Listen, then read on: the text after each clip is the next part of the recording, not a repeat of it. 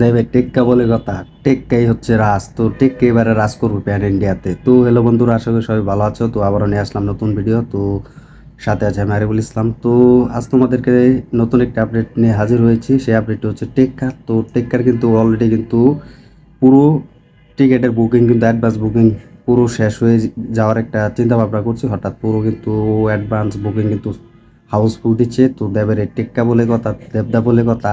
তো দেবের এই টেক্কা মুভি কিন্তু অলরেডি হাউসফুল কিন্তু বুকিং হয়ে গিয়েছে। তো অনেক কিন্তু টিকিট প্রায় 5 থেকে 6 হাজারের মতো টিকিট বুকিং হয়ে গেছে। তো হাউসফুল দিচ্ছে, গ্র্যান্ড স্ক্রিনেও কিন্তু দেবে হাউসফুল দিচ্ছে। তো তোমরা দেখতে পাবে যে ডায়মন্ড প্লাজাতে তিনি কিন্তু গিয়েছে তো একটি প্রমোশনে। তো সেই প্রমোশন অনুযায়ী কিন্তু ভক্তদের সাথে কিন্তু তিনি হাত মেলাচ্ছে, ভক্তদের সাথে কিন্তু কথা বলছে, অনেক সুযোগ দিচ্ছে।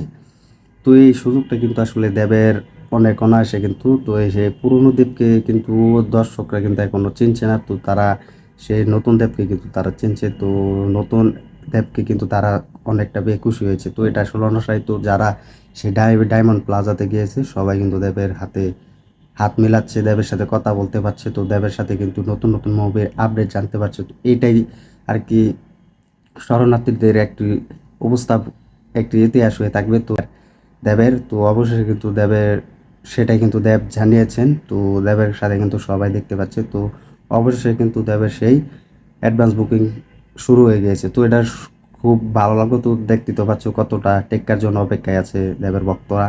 তো দেবের ছবি মানে কিন্তু হাউসফুল দেয়। তো এই টেক্কা মুভির মাধ্যমে কিন্তু অনেক দর্শকরা কিন্তু জানতে পারবে যে দেব কি জিনিস। দেবের এই সর্বোচ্চ আয়করের মধ্যে কিন্তু 1 নাম্বার জায়গাতে আছে টেক্কা। তো আমরা যে কয়টা মুভিতে দেখছি দেবের, যে কয়টা মুভি রিলিজ হওয়ার আগে কিন্তু সব মুভি কিন্তু হাউসফুল হয়। তো তোমরাও কিন্তু দেখেছো সব মুভি কিন্তু হাউসফুল হয় এবং টিকিটও কিন্তু হাউসফুল দেয়।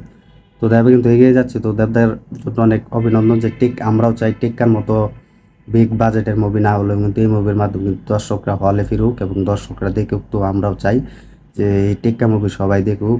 টেক্কা মুভি দেখে কিন্তু দেবের যে আপকামিং মুভি আসছে সেটি খাদান, সেই খাদানের মুভি দেখার পরিকল্পনা করুক।